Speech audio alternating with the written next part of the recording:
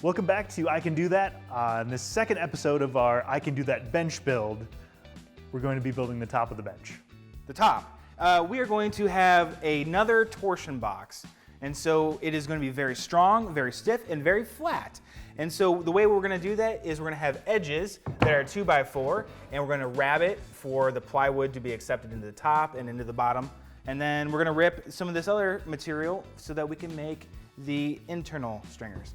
We'll also be reinforcing the box in a few key places for our vise and our dog holes.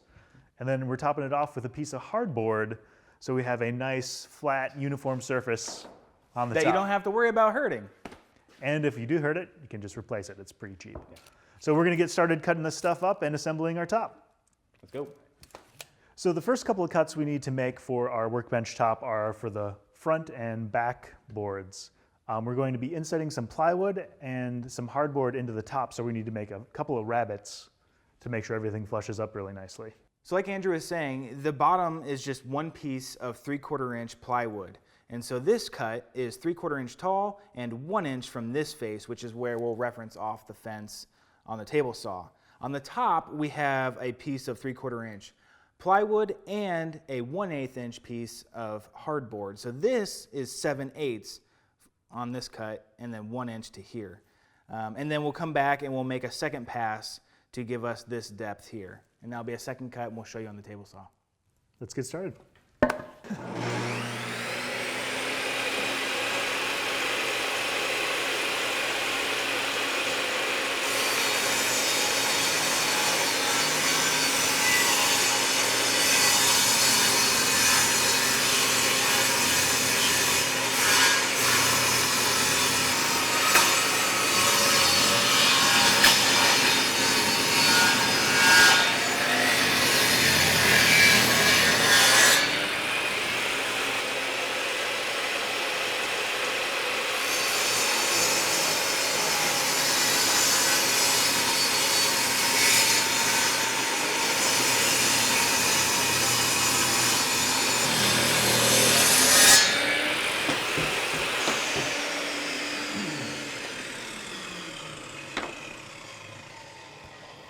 So now we'll adjust the blade height to 7/8 of an inch, flip these over and make another cut.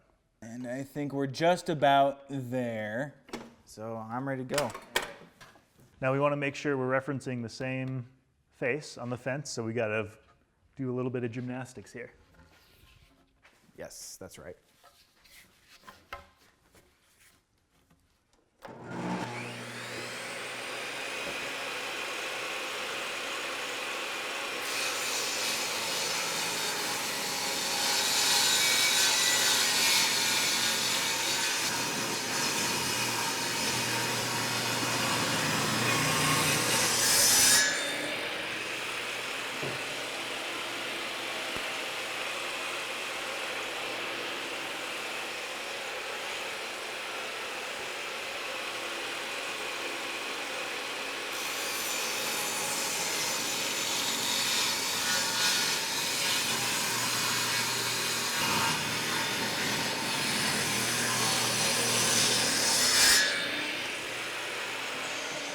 So the next cut we need to make in our rabbet is going to be cutting off the waist piece. And we're going to be cutting those at 1/2 inch high, but depending on which side of the board it is, we're going to need a different distance from the fence. It gets a little bit tricky, but David's got it figured out. Dave's here. So we can go back and establish that our board is 3.5 inches. Our first cut on the bottom was 3/4 of an inch deep. So if you take 3.5 and subtract 3/4, you get 2 3/4. Yes. Yeah. So 3/4. So we're going to set our fence for 2 3/4 from the fence to the blade, not including the blade. So I'm going to set it here roughly and then check it with my combo square. And it is very, very close. Just going to give it a little tap. All right. And then we want to make sure our blade is 1/2 inch high. 1/2 inch high. We can do that. There we go. This is definitely 1/2 inch. Okay, and I want to make sure we got the right side. Yep, that looks good. Hand this to you.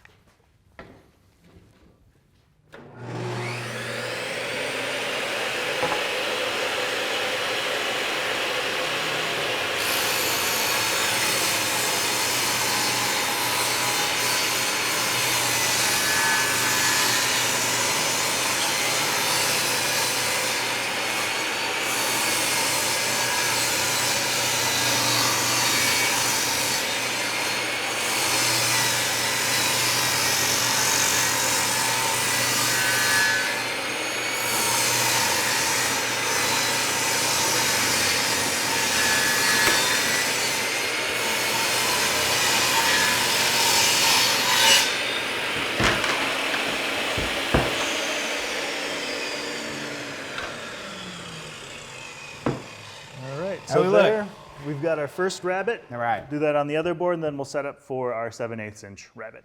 Very good. Our board is 3.5 inches thick, and this cut that we made is 7/8. That would tell us that our distance between the blade and the fence needs to be 2 5/8. We found as we lined this up that we actually needed to go a little heavier than that, and so the distance we looked for was 2 9/16. You need to check this and verify this on your own board, your own setup, but you just have to look at it. And so it's good to show it to the blade without it on and find it out there. So we're going to run these two boards through, finish our rabbets, and then we'll cut a couple more pieces for our torsion box. All right.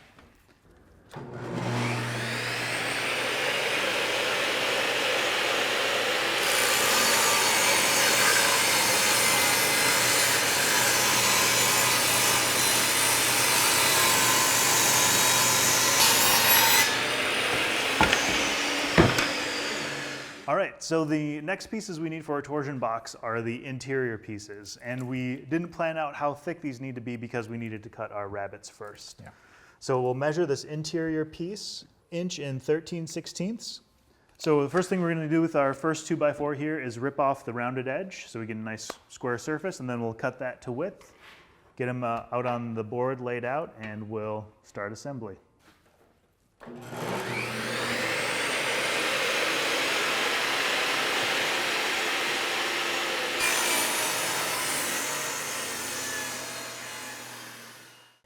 So now that we have all of our interior pieces cut, we've roughly laid them out here. We've got 2 long stretchers and 2 end caps.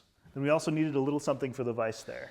Yeah, so when we mount the vise to the bench top, it's going to go through the 3/4 inch plywood, and then we need some blocking here to reinforce the lag screws that are going to go here and here and here. Then we also are going to use this piece for reinforcement for our 3/4 inch dog holes that will come in through the top as well. So we're going to go ahead and throw some screws in this to keep it in place, and then screw and glue it together.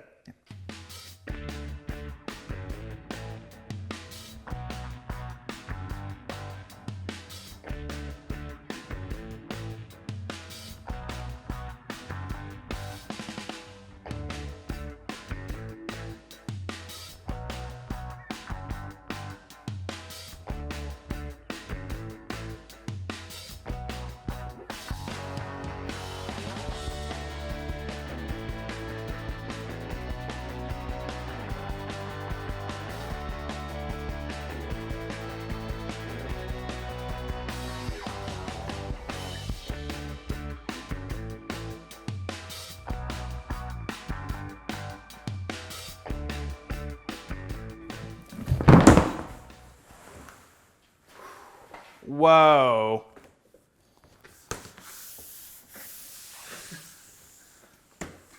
Can't say I'm surprised. Yeah, it's quality craftsmanship. All right, so we're not going to glue the hardboard down because we want to be able to replace it easily once we cover it with finish and glue and gouges, Coffee. beer, all that kind of stuff. So we'll throw some screws in that, and then it's on to mounting the vise, drilling the dog holes, getting the casters on, and then we've almost got a bench. There we go.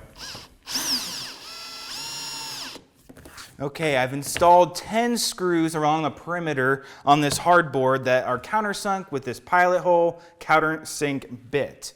I hit all of these screws with a sanding pad to make sure it's nice and flat. And that way any work that you have on your workbench will not get scratched by these screws. So with that, I just want to let you know that Andrew is not with me for the rest of this video. He headed back to the main office for important editor things. Now, we have some really slick casters from Wood River at Woodcraft that not only flip up and down, but also have a plate that lets you take them completely off the bench. So while the top is not attached to the base, we're going to take this off, flip the base over, and install these casters. I want to take a moment to thank our sponsors for this video and the I Can Do That series. Woodcraft is the perfect place to get all of your wood, your tools, your supplies, everything you need to get started on a woodworking project. They have experts in the store and online to help you get you what you need. Titebond is what we use in this shop. It's great for all of your projects. They have a complete line of woodworking glues for all of your needs. Thank you for your support and enjoy the rest of the video. We took the top off and now the bench is flipped onto one end.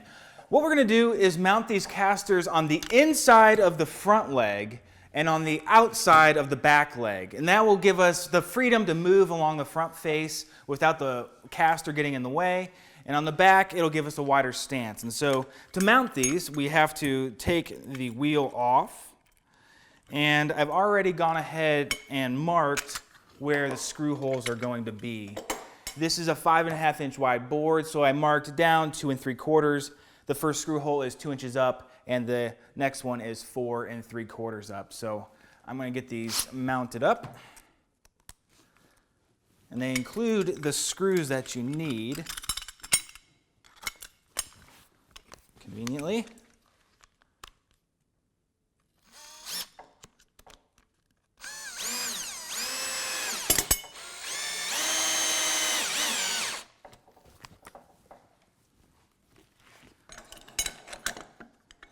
Let's see.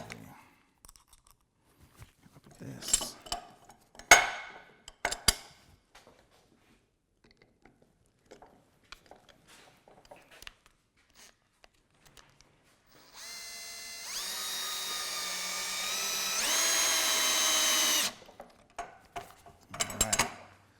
And now we can mount the caster back to this mounting plate. So I'm going to go ahead and get the rest of these casters mounted, and then we'll move on to attaching our top. We've got these casters installed now, and once you kick those plates up, the bench drops and it's now sturdy on the floor again. We're going to use these angle brackets to attach the base to the top. I'm going to use a block to keep it level while I mark the holes. And then we'll take the block off and drive some screws in.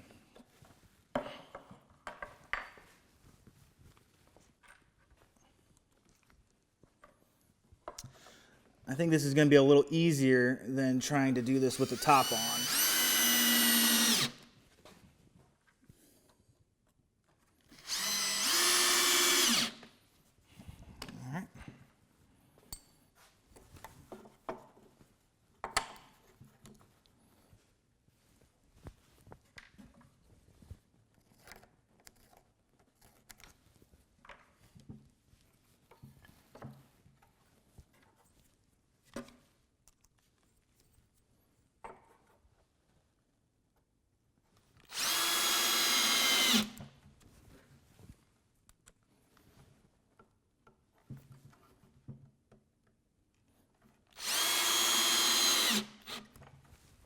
If you really wanted to add some sturdiness to this bench, I would suggest drilling some through holes on this lip and driving a couple more screws into the top of your bench. So I'm going to finish putting on these brackets, and then we'll move on to installing our vise. All right, we got the top back on the base, but we have not attached it yet, and in fact, it's upside down. This is just the plywood bottom. We're going to install this quick release vise, and to do that, we need to build this jaw face. The front of the jaw will be the actual side of our bench, and this one will sit in these shafts and serve as the other jaw. To find where these holes go, you need to do a little bit of calculation. So we have our 3.5 inch wide board, and then when you look at this, there's 1.5 inches from this face to the center of this shaft. And we found that when you make this board, it's easiest to make this first big hole at 1 1/8 inches, put it on, and then mark for your other 2 shafts. So let me show you how this comes apart. We got 2 large nuts here with washers. And then this, when it's open, will not catch. So you can just go ahead and pull this out. So once you locate and drill your first 1 1/8 hole, which we did with a spade bit, you can slide it on and mark for these next 2 holes. And once you do that, and I made those 7/8 of an inch, and that seemed to work nicely. It's a little bit bigger than they had to be, but it allowed everything to fit together without too much interference. And there we go. And now we can put the washer back on.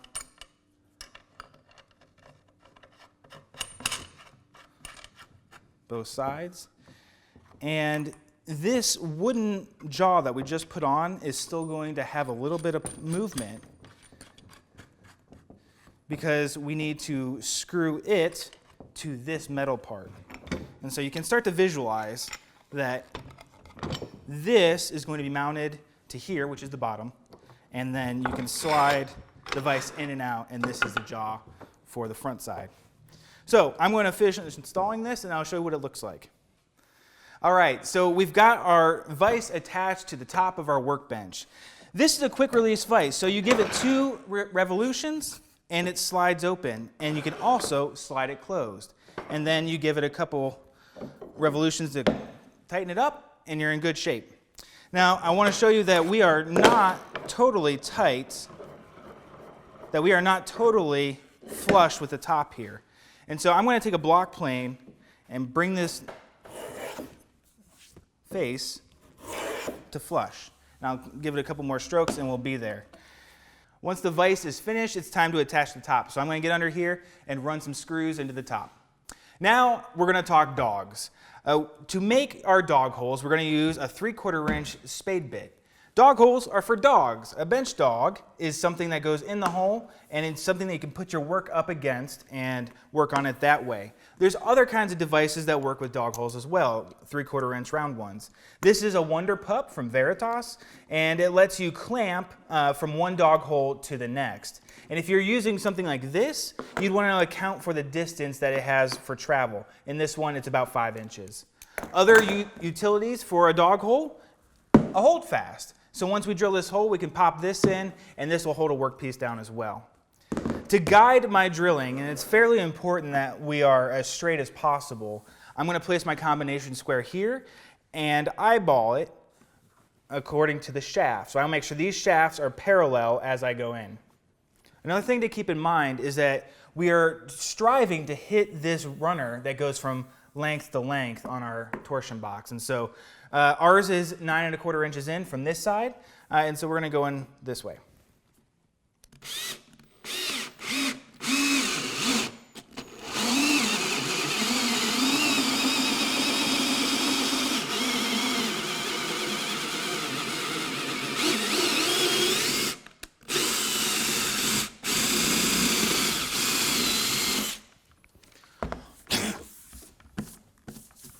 All right, and so we should be able to use our dog holes. All right, now with the various accessories available, you're going to have to determine what your spacing is. But with that, I think we're done with our dog holes. So there we have it. We've got our I Can Do That bench, the I Can Bench. Did it in 2 episodes, 2 days. I'm a little tired. But overall, I'm really happy with how the bench came out. It's very sturdy, it's very solid. It's inexpensive materials, and depending on what features you add to it, you'll come in at about $300, which for a bench, you can't beat that. Yep. So stay tuned for our next I Can Do That, and we'll see you next time. See ya.